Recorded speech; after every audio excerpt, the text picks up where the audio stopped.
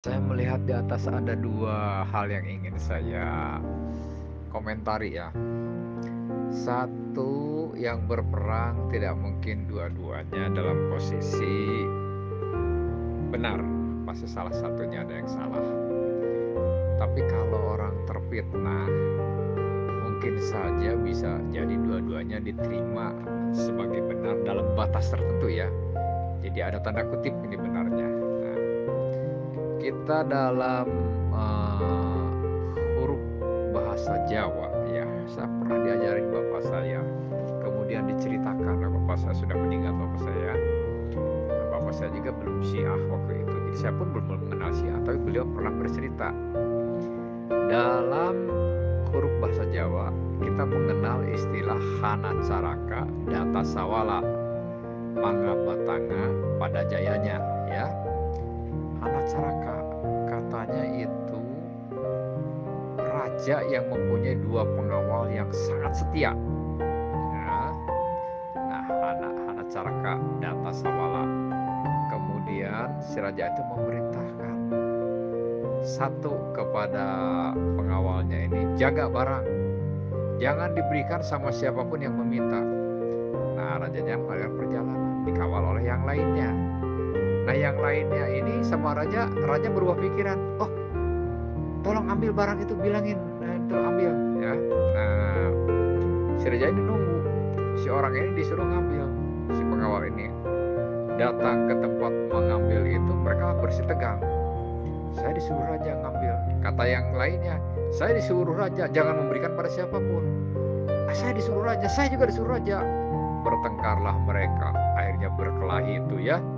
Dan dua-duanya mangap batanga ya, mereka dua-duanya itu menjadi menjadi korban, mati dua-duanya.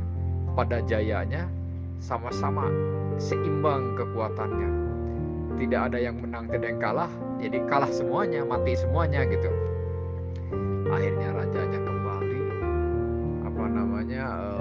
tidak juga yang disuruh ini kok datangi. Pas dilihat, rajanya menyesal, aduh ya aku yang salah ya. Nah, di dalam cerita ini kedua pengawalnya ini yang setia ini berkorbannya dalam keadaan dua-duanya benar. Ini dalam cerita nih ya, dalam cerita Jawa. Nah, perang pihak Muawiyah dengan pihak Imam Ali boleh jadi, walaupun kita yakin yang benar dari pihak Imam Ali. Nah, tapi dari pihak Muawiyah ini yang korban, boleh jadi kalau mereka itu jiwanya karena Allah, taatnya kepada Muawiyah bukan karena ingin menentang Imam Ali, karena merasa yakin bahwa fitnahan Muawiyah ini memakan dirinya, dia merasa benar gitu ya. Jadi dia merasa benar nih, Imam Ali ini orang harus diperangi begitu. Dia jiwanya ya niatnya atau bismillahnya kepada Allah, tapi dia telah berada di pihak yang salah, tapi tanpa disadarinya. Bisa jadi masih dalam toleransi oleh Allah untuk mendapat mendapat pertimbangan ya. Walaupun tidak bisa diterima mutlak pasti benarnya, tapi mungkin masih ada alasan untuk bisa diterima ya.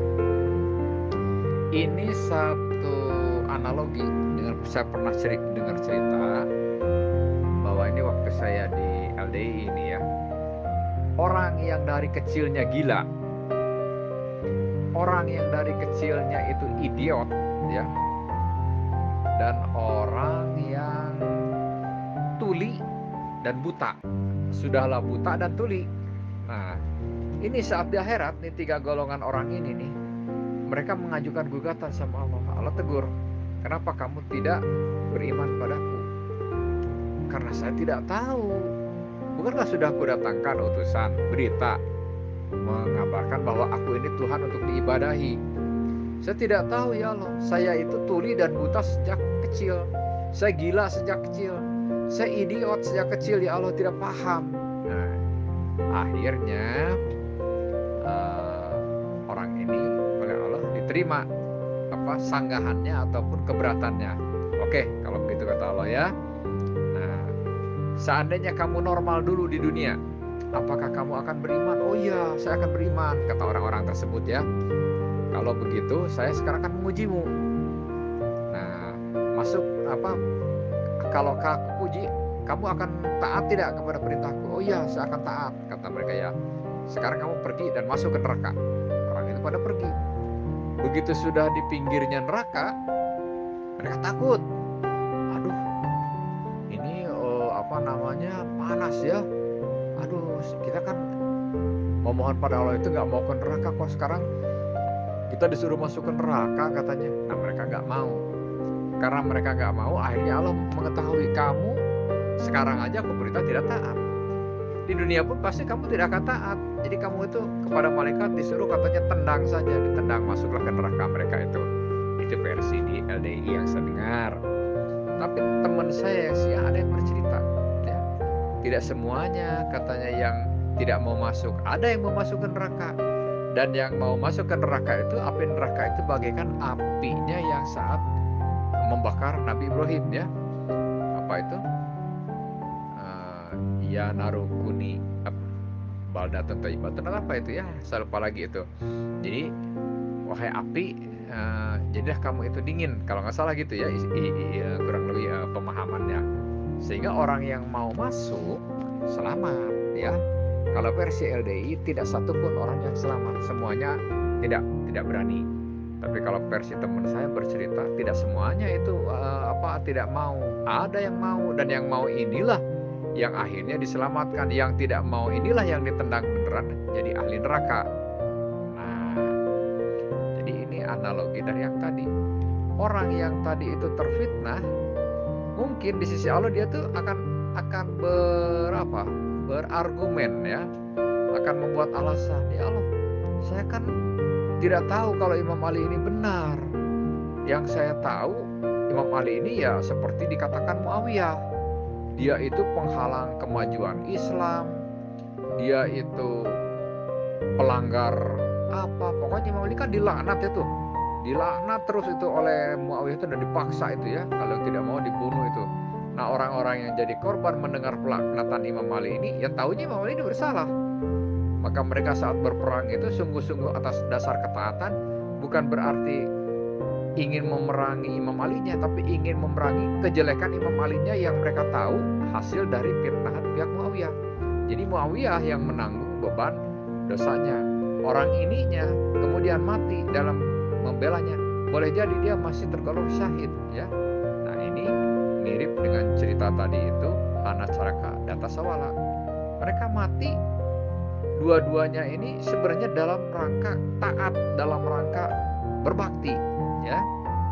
Nah, jadi orang yang mati di pihak Muawiyah mungkin saja oleh Allah masih ditolerir, ya, walaupun mereka di pihak Muawiyah, tapi mereka ini bukan berniat melawan Allah, tapi karena sudah diplot, sudah sudah dibuat sedemikian rupa oleh Muawiyah bahwa Imam Ali ini orang yang melanggar ajaran Islam. Jadi dia tahunya Imam Ali ini bersalah, mungkin sehingga dia itu berhak merasa memerangi. Demikian, ya. Nah, lain dengan Ibnu Muljam. Kalau Ibnu Muljam sebenarnya ya bisa dikatakan dia tuh masih paham siapa Imam Ali ini harus ditaati, tapi dia memang berpikirnya lebih cenderung ataupun lebih mengikuti hawa nafsu, karena katanya Ibnu Muljam ini sebelumnya juga kan diperkuat oleh perempuan, ya. Dia kan mencintai perempuan itu meminta maharnya, karena perempuan itu katanya salah satu adiknya orang Khawarij yang kakaknya meninggal atau mati saat terjadi peperangan dengan pihaknya Imam Ali ini, ya.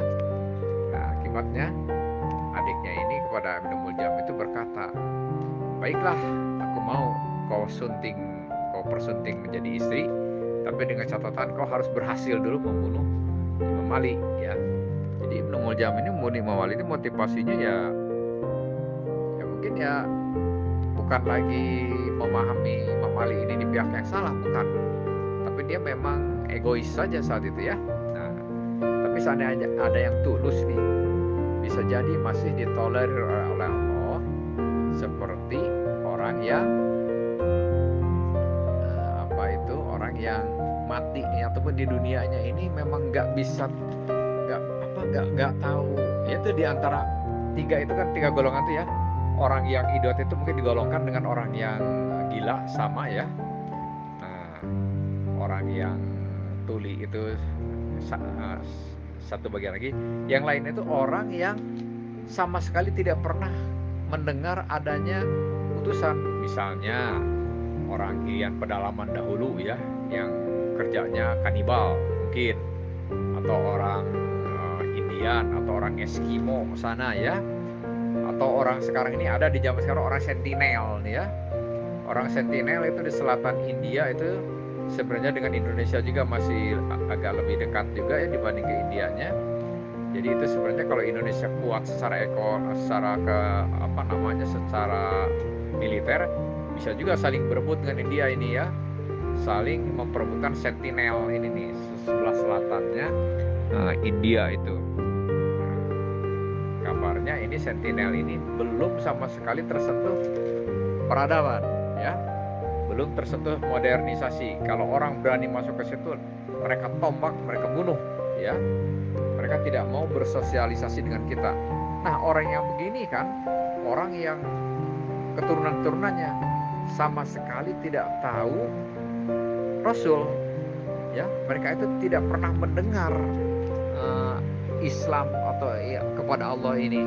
Nah, mungkin orang inilah orang yang ditolerir oleh Allah, orang yang tidak pernah kedatangan Rasul untuk membuat alasan. Cuma dia nanti di sana diuji oleh Allah, taat gak sama Allah. Kalau mereka bisa taat, ya mungkin selamat. Kalau nggak bisa taat, ya neraka. Gitu.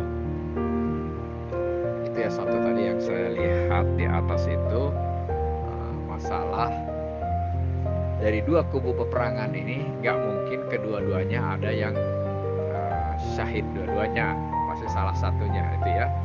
Tapi dengan alasan ini ya bisa jadi kedua-duanya, tapi dengan tidak mutlak juga benar sepenuhnya, masih dalam penelitian gitu ya. Dia ini benar-benar termakan isu, termakan fitnah, atau dia sebenarnya memang orang yang ingin membela hal yang salah gitu ya. Itu satu lagi apa nih yang barusan saya lupa kayaknya nih ya. Saya nanti pelajari lagi, saya cari lagi ya. Kemudian ini apa nih?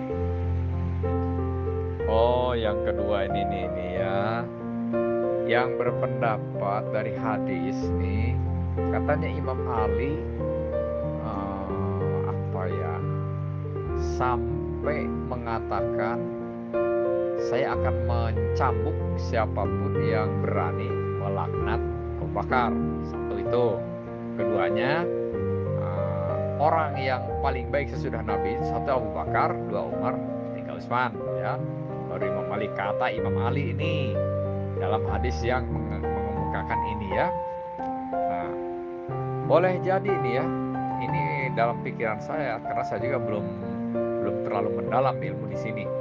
Boleh jadi Imam Ali saat itu bertakiah ataupun berdiplomasi ya, karena tidak ingin terciptanya kubu yang tidak bersatu dalam Islam. Boleh jadi itu ya. Boleh jadi juga ini hadis mungkin dari pihak yang justru tidak menyukai kepada kemuliaan Imam Ali ya. Jadi dia membuat hadis yang begini ya bagi si A sih. Kalau si A akan membuat ukuran hadis itu begini ya, hadis bisa diterima itu. Satu, tidak bertentangan dengan Quran. Kedua, tidak bertentangan dengan logika kita ya, dengan akal kita. Hadis ini masuk akal tidak ya? Kalau hadis ini mengatakan makan tai itu justru ke surga, ini tidak sesuai dengan akal ya. Andai pun ada hadis yang demikian, kita tidak terima. Mana mungkin ya makan tai imam itu bisa masuk surga. Ini hadis yang tidak sesuai dengan akal ya. Dan lagi kayaknya nggak ada hadis begini nih ya. Ini hanya itu untuk mendiskreditkan saja. Nah, ketiga, tidak bertentangan dengan kemuliaan Ahlul Bait ya. Sedangkan yang Syiah pahami, Nabi jelas menegaskan Imam Ali inilah penerusmu. Nah, dalam sejarah yang kita pelajari, Abu Bakar ini mengambil alih peluang Imam Ali dengan menutup sesegera mungkin menobatkan diri saat Nabi wafat, ya, teganya tidak ikut menghadiri suasana berkabungnya Nabi ini hingga tuntas, tapi ditinggalkannya ke Sakifah untuk terbentuk dirinya itu mencapai tampuk kepemimpinan, sehingga dirinya menempati atau mencapai posisi sebagai khalifah, ya. Ini kan pelanggaran kepada pesan Nabi di Ghadir ya, Idul Ghadir itu, ya. Nah, dan dari sini ternyata terbukti ajaran yang bermula dari mereka ini akhirnya melahirkan kepahaman-kepahaman yang tidak bisa dipertahankan kemurnian agama. Terbukti mazhab aja rancu, akhirnya bermacam-macam mazhab. Bahkan lebih jauh, ya muncul lagi mazhab yang lain. Di antaranya mazhab Wahabi, ya. Nah, kalau dari Syiah diusahakan murni mengikuti keluarga Nabi. Oh, tapi masih ada, kata Pak Erik itu, ya, ada Ismailiyah, Zaidiyah. Ya, kalau mau berbicara oknum, dimanapun oknum itu bisa terjadi, ya. Dalam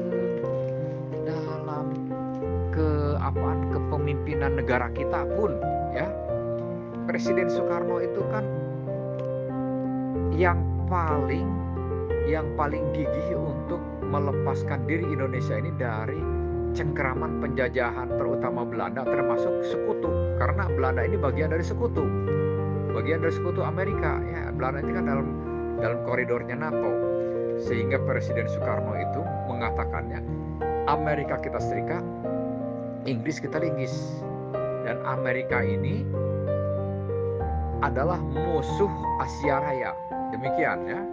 Jadi Asia secara keseluruhan ini harus menganggap Amerika ini musuh. Nah, Soekarno ini memproklamirkan ideologi demikian. Puncaknya Presiden Soekarno ini, ya, tahun 65 itu dengan tegas keluar dari PBB dan tidak mau membayar hutang Belanda yang dibebankan kepada Indonesia. Memang hutang Belanda kepada Indonesia ini kan hutang yang sangat licik diciptakan oleh pihak sekutu oleh Belanda ini, ya. Presiden Soekarno itu begitu cintanya agar terbentuk negara Indonesia ini, saat terjadi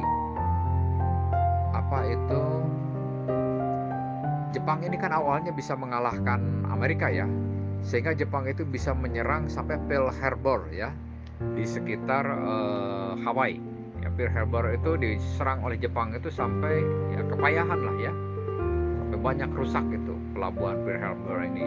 Nah, diserang oleh Jepang ini, Amerika akhirnya ngebom atom Hiroshima dan Nagasaki. Akhirnya Jepang menyerah. Berita ini Soekarno ketahui, Soekarno segera memproklamirkan kemerdekaan Republik Indonesia. Nah, saat itu kan Belandanya sudah kalah oleh Jepang awalnya, sudah lari, Belandanya sudah tidak lagi berada di Indonesia. Indonesia diambil alih, dijajah oleh Jepang.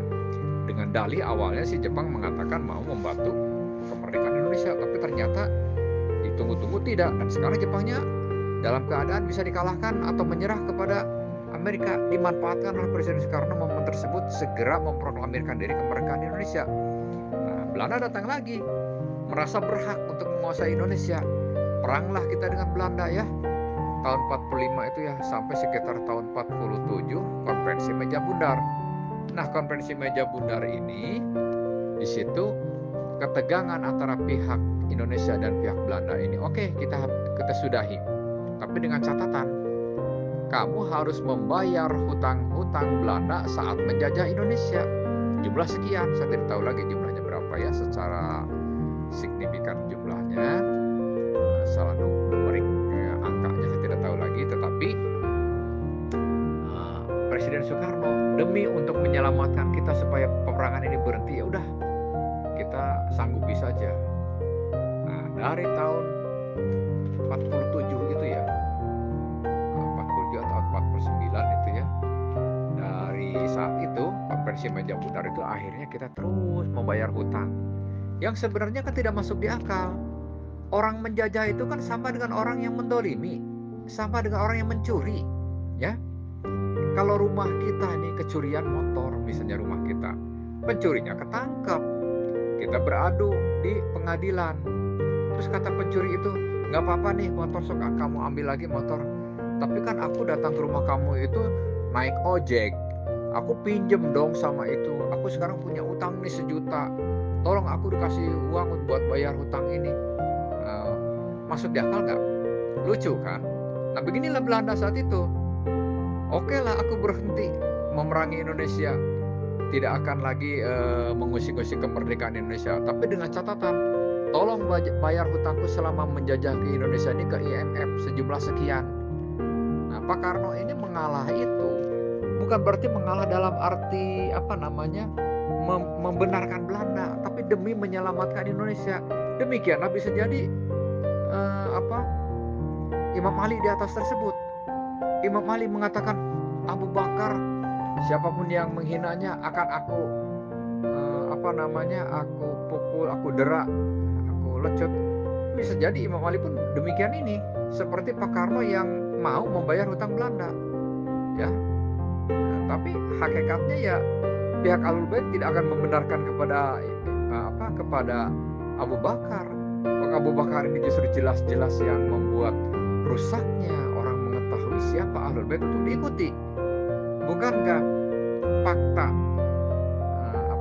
Fatimah Az-Zahra ini benar-benar tidak mau berbicara dengan Imam Ali, sehingga pengkebumian saat wafatnya Fatimah ini malam hari dikuburkannya, dan tidak tahu Abu Bakar dan Umar ini mana kuburannya yang benar. Imam Ali di antara kuburan itu membuat 10 kuburan yang mirip, diacak, ya, diacak. Sampai saat itu kabarnya nih mau ada yang menggali satu-satu, kita gali semua kuburan yang acak ini. Imam Ali kan membuat kamuflase kuburan yang lain. Jadi kuburan Fatimah ini mana yang benarnya tidak tahu. Hanya Ahlul Bait. Kalau Imam Mahdi Dohir, insya Allah Imam Mahdi tahu kuburan Fatimah yang mana gitu ya. Nah, jadi secara acak tidak yang tahu, hanya orang-orang Ahlul Bait. Hanya yang tahu itu ya Imam Ali itu sendiri, anak-anaknya, orang-orang yang terdekat seperti Al-Ghifari, siapa itu ya, Salman Al-Farisi, Mikdad siapa itu. Nah itu tahu mereka yang saat itu mengantar penguburannya. Nah kuburan-kuburan yang dibikin mirip seperti kuburan, padahal mungkin tanah yang dibentuk saja seperti kuburan, membuat bingung orang itu, yang mana di kuburan Fatimah yang sebenarnya. Nah saat mereka berencana mau menggali, Imam Ali di situ kan dengan pedang di situ berdiri. Imam Ali, siapapun yang akan melakukannya berarti berhadapan denganku. Dengan tegas itu akhirnya mundur semua tuh, takut berhadapan dengan Imam Ali ya. Nah kenapa Imam Ali sampai begini? Ini kan berarti kontroversi. Di satu sisi Imam Ali itu begitu dan Fatimahnya sendiri pun marah kalau Abu Bakar, Imam Ali mendukung kok ya. Nah di sisi lain katanya Imam Ali malah mengatakan siapapun yang berani menghina Abu Bakar, melaknati Abu Bakar, maka akan aku derak. Ya ini bisa jadi ini kontroversi yang kalau kita pelajari, Imam Ali berdiplomasi atau takiyah, bisa jadi juga yang meriwayatkannya yang salah, ya. Nah, gambarannya seperti Presiden Soekarno tadi itu, kenapa mau membayar hutang Belanda? Apakah Presiden Soekarno rela membayar hutang Belanda? Ya. Terbukti tahun 65 itu sebelum terjadinya G13 PKI, Presiden Soekarno itu melawan, ya. Kita berhenti sekarang membayar hutang Belanda, enak saja katanya, kita orang Indonesia membayarkan hutang dia aja, kita jadi kepayahan ini. Nah, kemudian Presiden Soekarno keluar dari PBB, dan Presiden Soekarno itu sudah mulai ya diusir semua perusahaan-perusahaan Amerika, tidak ada yang boleh di Indonesia, seperti Freeport segala tidak boleh, ya. Nah, ini kalau berhasil perjuangan Presiden Soekarno, mungkin kita tuh bagaikan Iran. Sekarang semua kekayaan negara di Indonesia ini kita sendiri yang memiliki, kita sendiri yang mengolah. Tidak ada lagi campur tangan pihak Amerika mengeruk, ya. Sayangnya Presiden Soekarno dikudeta oleh Pak Harto dengan dalih bahwa Presiden Soekarno terjadi pengkhianatan komunis PKI, di mana jenderal-jenderal dimasukkan ke lubang buaya. Kemudian Presiden Soekarno tidak bertindak menghukum kepada pihak komunis, tidak mau membubarkan. Hanya Pak Harto yang berani mengatakan membubarkan komunis. Ya, komunis itu kan pihaknya Rusia saat itu. Sedangkan Amerika ini kan liberal, ya. Nah, ya mungkin jelas antara liberal dan komunis ini saling bersaing. Nah, bubarkan komunis dengan tidak adanya komunis kan lebih leluasa dong liberal di Indonesia, ya. Jadi bahaya laten komunis tidak terbukti. Lebih banyak yang terbukti itu bahaya laten Wahabi, bahaya laten terorisme, bahaya laten pengaruh dari liberal yang seperti Wahabi itu bisa merusak, seperti di Suriah, negara Suriah rusak, seperti di Libya, negara Libya rusak, di Tunisia, negara Tunisia rusak, di Irak, negara Irak rusak oleh adanya ISIS ini, ya. Jadi lebih bahaya liberal ini, bahaya laten komunis mana nggak ada sampai sekarang, ya. Jadi ini kita sekarang lebih bisa mempelajari ini benar ini. Jadi PKI itu hanya hembusan daripada triknya liberal Amerika ini yang terbukti setelah Presiden Soekarno-nya bisa digulingkan, ya, dengan cara licik. Presiden Soekarno-nya dengan alasan sakit dirawat dan segala macam, padahal mungkin diracuni, sehingga Presiden Soekarno sampai mati itu di dalam rumah, tidak boleh dikunjungi wartawan, tidak boleh dikunjungi keluarga, ya. Jadi keluarga Soekarno itu tidak ada yang tahu persisnya Presiden Soekarno ini meninggal. Presiden Soekarno itu, ya, dalam rumah, walaupun dalam rumah tapi kan dalam tahanan karena dijaga, nggak boleh ada yang menemui, dan Presiden Soekarno nggak bisa pergi kemana-mana, ya. Meninggallah Presiden Soekarno di situ. Nah, Presiden Soeharto naiklah ke tampuk kepemimpinan. Presiden Soeharto menjadi presiden. Dan kita tahu akhirnya kita menyebut Presiden Soeharto ini bapak pembangunan, ya. Kita sampai sekarang pun banyak yang mengatakan enak zamanku toh, gitu kan? Apa? Karena kita mengakui Presiden Soeharto ini, ya, membuat enak kita Indonesia menurut pikiran kita. Tapi jangka panjang, kalau bagi yang mau jeli memperhatikan, ya ini kita nggak bisa kaya-kaya karena kekayaan kita kerannya mereka yang pegang, ya. Sumber-sumber emas kita, sumber-sumber minyak kita, mereka yang mengeruknya. Kita Indonesianya kebagian komisi saja. Kita bukan sebagai tuan di dalam kepemilikan ini. Kita hanya sebagai penonton yang menunggu cipratan pemberian, ya. Sedangkan yang mengelola dengan lebih berperan mereka. Nah, ini juga lah yang mirip yang terjadi dengan peristiwa ataupun kejadian Imam Ali mengatakan kepada Abu Bakar ini, ya. Jadi bisa jadi Imam Ali saat itu berdiplomasi atau bertakiah, bisa jadi juga pembuat ceritanya ada kesalahan, ya. Karena hadis ini kan tidak bertentangan dengan kemuliaan Ahlul Bait, ini kan bertentangan dengan kemuliaan Ahlul Bait. Kalau Imam Ali berkata demikian, Imam Ali merendahkan dirinya. Jadi bagi Syiah ini nggak bisa diterima. Ini hadis yang sangat mungkin ada kesalahan. Entah di mana kesalahannya, entah di periwayatnya, entah di Imam Ali-nya yang sedang bertakiah. Seperti Presiden Soekarno. Nah, Presiden Soekarno kenapa mau membayarkan hutang Belanda? Apakah Presiden Soekarno itu benar-benar mau dengan tulus, atau hanya saat itu ingin menyelamatkan demi untuk supaya dengan Belanda ini dengan berperang kita Indonesia bisa berbenah? Ya oke lah, kita bayar. Tapi kalau terus-terusan Presiden Soekarno gerah juga. Sampai tahun 65 Presiden Soekarno ini berani mengeluarkan diri ataupun melepaskan diri dari PBB. Sayangnya Pak Harto naik, itu dibantu oleh CIA ini, kembali membuat Indonesia ini masuk PBB dan di dalam cengkraman Amerika lagi. Kita akhirnya begini, dimiskinkan jangka panjangnya, ya. Nah, ataupun seperti sekarang Rahbar mengatakan jangan menghina ikon-ikon yang disakralkan oleh pihak Sunni, yaitu Abu Bakar, Umar, dan Utsman. Apakah kita Syiah membenarkan kepada Abu Bakar ini? Bukan. Demi apa? Demi menjaga agar Sunni Syiah ini jangan sampai tercipta peperangan. Apakah kabar ini dengan mengatakan jangan menghina ini, mengatakan bahwa Abu Bakar itu sangat benar? Tidak. Abu Bakar tetap kita akui kesalahan-kesalahannya. Tapi oke lah, biarlah kita jangan menghina-hina. Jangan kita melanat-lanat Abu Bakar. Nah ini kan kabar begini ini dalam rangka bertakiyah juga, demi supaya Islam ini tetap utuh. Karena kalau terjadi peperangan internal Islam, contohnya saat terjadi ISIS kan rusak kita. Ya, nah inilah. Nanti suatu saat kalau masih hidup mungkin beberapa ratus tahun ke depan, akan ada pendapat seperti pendapat ini. Imam Ali kan mengatakan sendiri, itu kata Imam Ali, siapapun yang menghina kepada Abu Bakar akan aku dera. Bisa jadi nanti akan ada cerita di beberapa tahun ke depan nanti yang mengatakan Rahbar sendiri kok itu yang ini mengatakan kalau yang berani menghina kepada Abu Bakar ini maka dia itu bukan Syiah.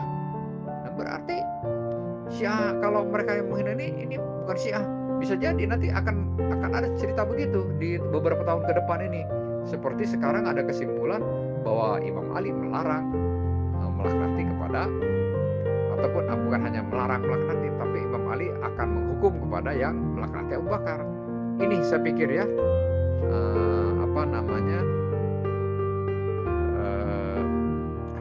pemahamannya lah gitu. Satu lagi nih saya ingin nambahin ya.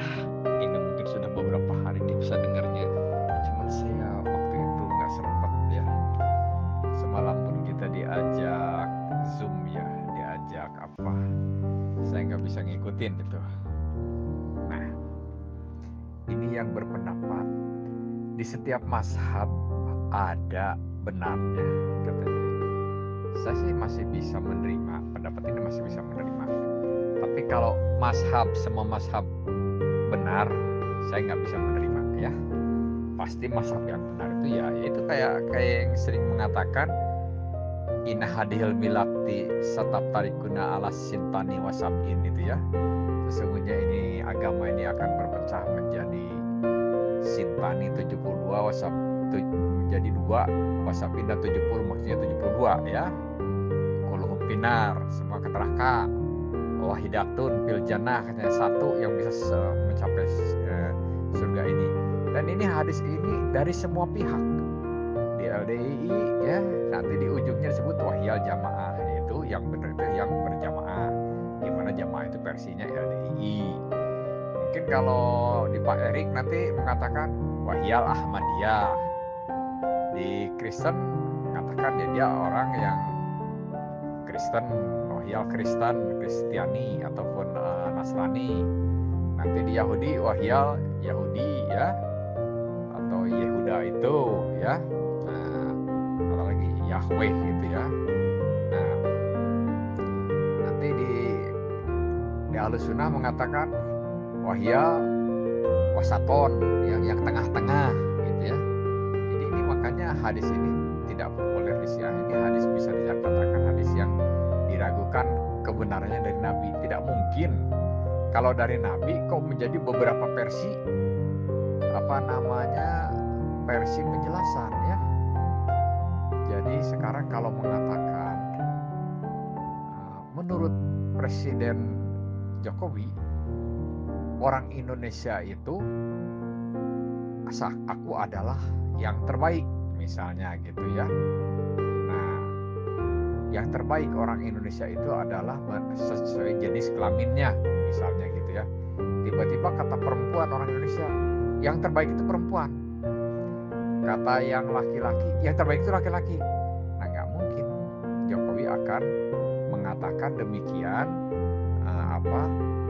secara signifikan.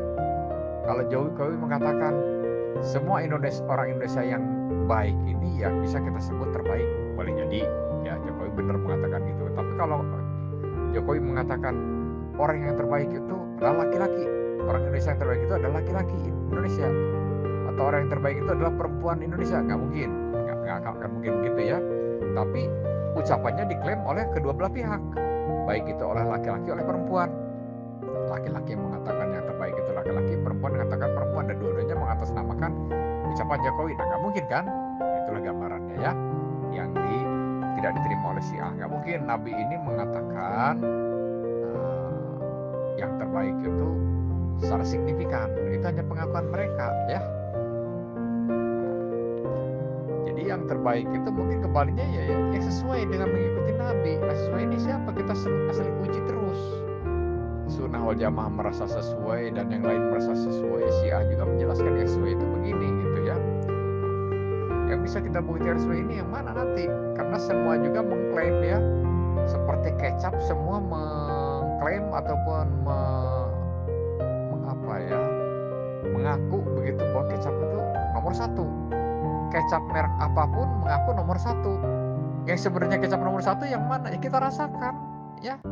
Kita rasakan nanti menurut selera kita, nomor satu mah ini cap bango oh bukan cap anggur oh bukan cap cap merak misalnya. Ya, tergantung selera kita nanti apa yang bisa mengatakan, dan lihat di pasaran mana yang ternyata memang unggul dalam pemasarannya, inilah yang nomor satu itu gitu ya. Kalau hanya klaim saja ya klaim, semuanya juga mengklaim ini ya. Syiah mengatakan benar, Sunnah wal Jamaah mengatakan benar, Ahmadiyah, Al-Yamani semua mengatakan benar. Benarnya kita lihat saja dalam prestasinya, dalam kebertahanannya, dalam diterimanya oleh khalayak, oleh umatnya. Adapun di mazhab itu ada yang benar, ya boleh jadi. Karena kan orang yang misalnya sekarang orang Sunni saja ya, Sunni menurut Syiah kan ya belum sebenar-benarnya benar menurut Syiah ya. Yang benar itu harus sesuai dengan yang diajarkan di Syiah ini. Nah, tapi kan Sunni juga merasa benar. Nah, orang yang di Sunni sendiri bisa jadi mereka ya benar, karena mereka mendapat doktrinnya begitu. Akhirnya mereka sungguh-sungguh mempraktekkan demikian. Mereka berusaha jujur. Ya kita nilai masih benar ya. Itu di Al-Yamani. Menurut Syiah kan Al-Yamani juga nggak benar sebenar-benarnya, tetapi mereka taunya mendapat doktrin demikian, kemudian dia berusaha sebaik-baiknya menjadi orang Al-Yamani, ya kita katakan benar ya, karena mereka juga korban dari korban dari ajaran ya, dari doktrinasi ya, dari pengajaran lah ya. Di Ahmadiyah termasuk ya, orang Ahmadiyah yang baik ya, mereka benar mungkin ya, karena mereka dapat ajarannya ya begitu. Bahkan di Yahudi Nasrani pun kita masih agak mentolerir ya, mereka kita katakan masih benar ya. Saya pernah berdiskusi dengan kawan saya dahulu, nggak bisa kita gegabah mengatakan mereka salah, katanya gitu, karena mereka itu pada dasarnya mencari kebenaran. Kalau kita kembalikan kepada ayat 62 Al-Baqarah ya, A'udzubillahi minasyaitonirrajim ya. Innalladzina amanu walladzina hadu wan nasoro wassobiin man amana billah wal yaumil akhir wa amilas sholihan man amana billah wa amilas sholihan dulu ya, wal yaumil akhir, atau terbaliknya saya juga nggak hafal sekali ya, wa amilas sholihan dulu atau wal yaumil akhir dulu, antara itu ya. Jadi man amana billahi wal yaumil akhir wa amilas sholihan wa ulaika ajruhum indallahi fala khaufun alaihim wa lahum yahzanun ya. Jadi baik itu orang beriman, baik itu orang Yahudi, baik itu orang Nasrani, Nasoro, baik itu sobiin kita tenggarai ya, mungkin antar ataupun sejenis dari Hindu dan Buddha ini ya, baik itu sobiin, man amana billah, barang siapa yang beriman kepada Allah wal yaumil akhir, dan kepada hari akhirat, dia percaya bahwa ada pembalasan kelak di sisi Allah, wa amilah sholihan, dan mereka itu ya berbuat baik, mereka nggak dolim ya, berbuat baik. Nah, tetap mereka itu oleh kajrun minallahi, Allah menilai ada kebaikannya, oleh kajrun minallahi wallahu alaihim, tidak ada rasa kekhawatiran ya, wallahu alaihim, tidak ada rasa takut, walahum yazanun, dan mereka tidak merasa susah, tidak merasa prihatin ya. Nah, tapi apakah mereka yakin dijamin di surga? Ya itu tadi ya, kan nanti juga di dalam hidup ini ataupun suatu saat siapapun sebenarnya masih sempat ini ya, kalau yang sempat nih, kalau yang nggak sempat sama sekali kayak orang sentinel saya bilang tadi, atau orang tuli itu dari sejak lahir, atau orang gila dari sejak lahir itu ya, ya mungkin ini orang yang ada kekecualian, mereka benar kita anggap sama sekali memang tidak pernah mendengar ya. Kalau hanya orang Eropa, hanya orang Jepang, kan sejelek ini masih mendengar, mereka mendengar adzan, mendengar apa. Nah, mereka mungkin tersentuh di situ hatinya ya. Bukankah manusia ini, kan kita akui manusia ini kan fitrahnya baik. Itu karena kata Pak Narto itu kan kalau nggak salah di dalam PN-nya hari-hari kemarin itu mengatakan ya, jadi kita itu di lauh mahfud, di alam Allah sana itu dalam ruh, sebelum kita ditiupkan menjadi ke dalam badan kita ini, kita itu kan dikenalkan oleh Allah, ana rabbukumul a'la, ya akulah Tuhanmu ya. Terus apa itu katanya, mengakui kan, bala anta robbi, apa itu siapa lagi itu kemarin kata Pak Narto itu apa ya. Jadi kita sudah mengakui, kita diingatkan di dunia ini. Jadi kecenderungan kita mencari ataupun merindukan Tuhan itu sudah fitrah kita.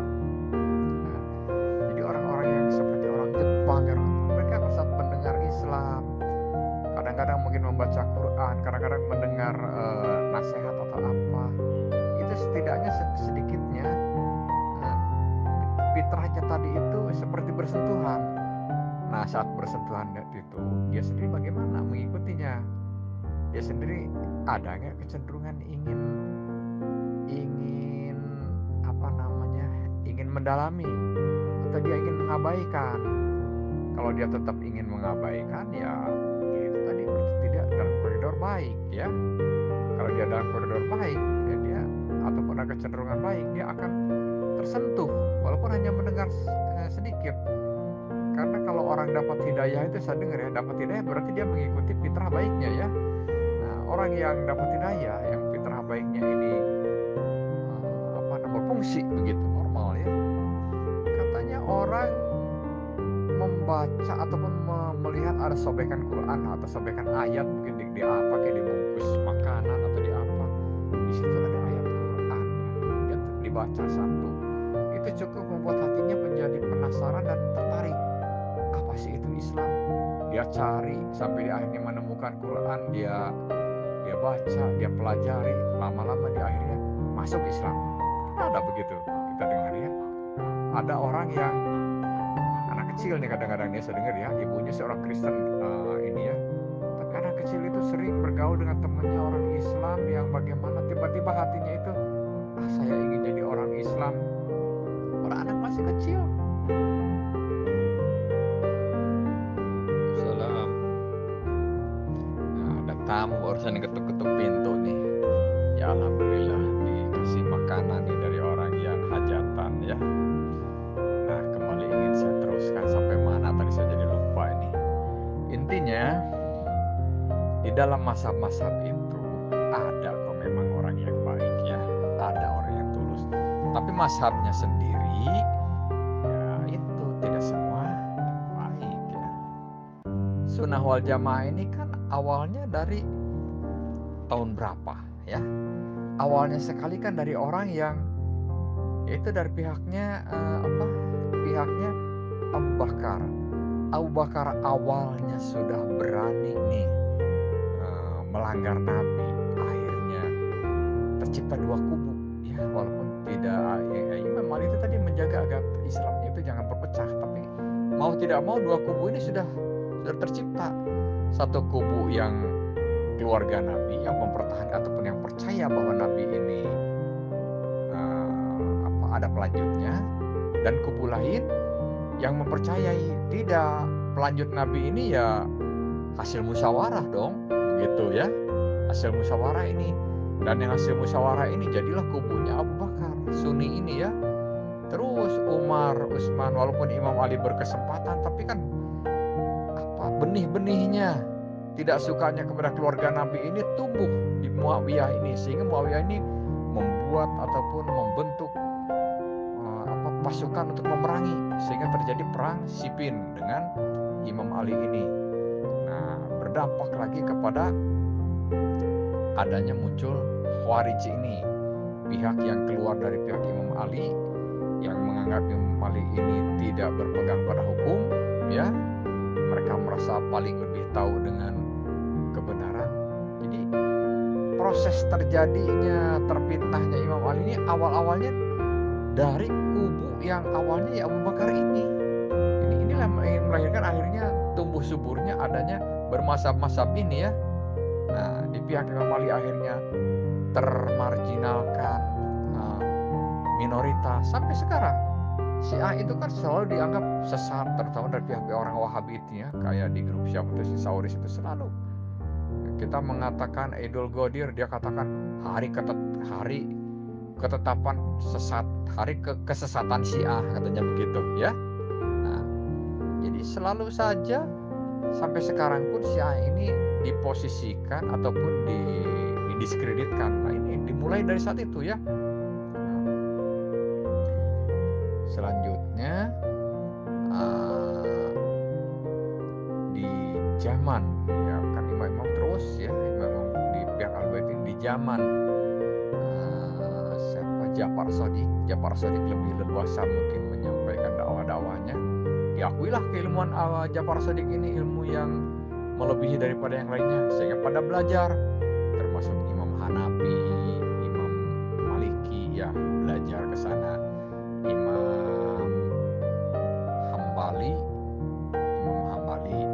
kemudian tapi kan saling bersautan itu, seperti Imam Syafi'i sendiri gurunya siapa itu, pokoknya bersumber dari Imam Ja'far Shadiq.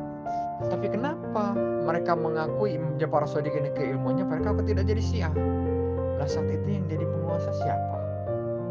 Kan setelah Imam Ali tersisihkan, bahkan puncaknya Imam Husain dibunuh itu, kan kekuasaan ada di pihaknya Muawiyah terus keturunan-keturunannya, sampai pada zaman tertentu Muawiyah sendiri diserang oleh pihaknya Abbasiyah, keturunan Abbas, adiknya Imam Ali, adiknya Nabi ini, ya, pamannya Imam Ali, Abbas ini. Nah, turunan dari Abbas ini malah awalnya mengatakan membela Ahlul Bait, membantai kepada pihaknya Muawiyah, sehingga seluruh yang diketahui tersambung darah kepada pihak Muawiyah ini, turunan Bani Umayyah ini, dibunuh semua. Tetapi ternyata masih memerangi kepada keluarga Nabi ini. Makanya termasuk dari kesini-sini itu kepada Imam Ja'far Shadiq, selanjutnya itu Imam Musa Al-Kazim, Imam Muhammad Al-Jawad, tetap hidupnya mereka kekang, mereka penjara, sehingga lahirnya Imam Mahdi pun ini sampai terjadi gaib, sampai terjadi tidak boleh diketahui, dan Imam Mahdinya katakanlah entah melarikan diri, entah diselamatkan oleh Allah, ya. Yang jelas jadi gaib lah akhirnya. Inilah kondisi-kondisi yang tercipta, yang awalnya dari pelanggaran yang diawali oleh Abu Bakar ini, ya. Nah, inilah kubu atau pihaknya Sunni secara berjamaah dalam pandangan Syiah. Jadi nggak bisa Syiah membenarkan kepada Sunni secara mazhab. Kalau kepada orang-orangnya kita akui boleh jadi, karena orang-orangnya mungkin saja orang yang mencari kebenaran. Nah, ayat Al-Baqarah 62 tadi itu teman saya mengatakan, jadi jangan kita mengatakan baik kepada orang Yahudi, kepada orang Nasrani pun mereka itu pas ataupun sah kafir, tidak bisa, atau mereka pasti salah, tidak bisa. Tetapi kita harus menjelaskan, katanya kita harus menjelaskan, karena pada dasarnya mereka itu orang yang mencari kebaikan. Nah, kita jelaskan kebaikan itu begini. Mereka itu baru mendengar yang belum begitu jelas, kita jelaskan yang kita mampu. Itu. Jadi pendapat yang mengatakan di mazhab-mazhab ada yang baik, saya sepakat. Tapi kalau mazhabnya sendiri baik, tentu yang terbaik itu salah satu, ya. Tidak bisa semuanya baik. Al-Yamani mana yang lebih baik dengan Syiah? Ya, kalau bagi Syiah katakan dia Syiah yang baik, ya. Nah, Al-Yamani mungkin mengatakan Al-Yamani yang baik. Ahmadiyah mengatakan Ahmadiyah yang baik. Cuman kalau bagi kita yang melihatnya itu Al-Yamani mengaku misalnya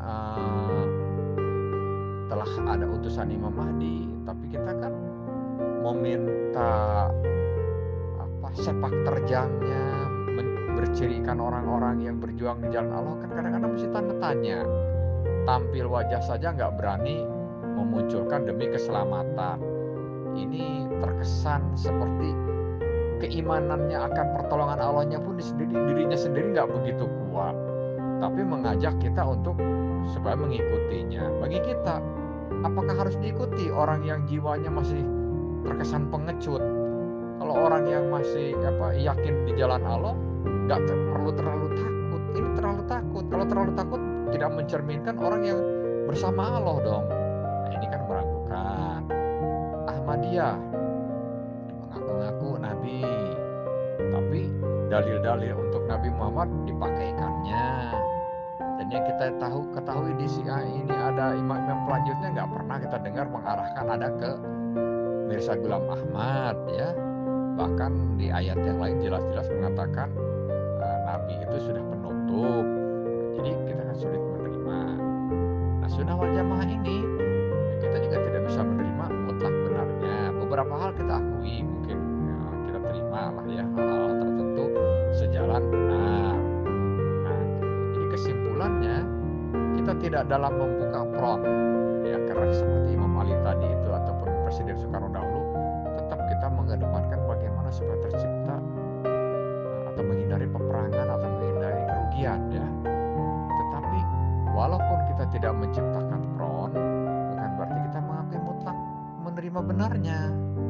Tapi bisa jadi kita itu satu diplomasi, kedua kita mungkin kalau bahasa yang dipahami oleh pihak yang tidak suka Persia itu istilah bertakiyah ya, bisa jadi kita takiyah, atau dalam bahasa kerennya kita berdiplomatik ya, berdiplomasi atau berpolitik ya. Seperti Presiden Soekarno kenapa mau membayar hutang Indonesia kepada Belanda ya, berpolitik kan. Bukan berarti maunya itu mutlak. Buktinya tahun 65 Presiden Soekarno menentang dahulu sebelum akhirnya digulingkan oleh Presiden Soeharto. Dan akibat digulingkan, akhirnya kepentingan Amerika tumbuh subur lagi di Indonesia, mencengkram kita, dan kita akhirnya disengsarakan jangka panjangnya seperti sekarang ini. Gitu ya. Kepanjangan ini kayaknya nih.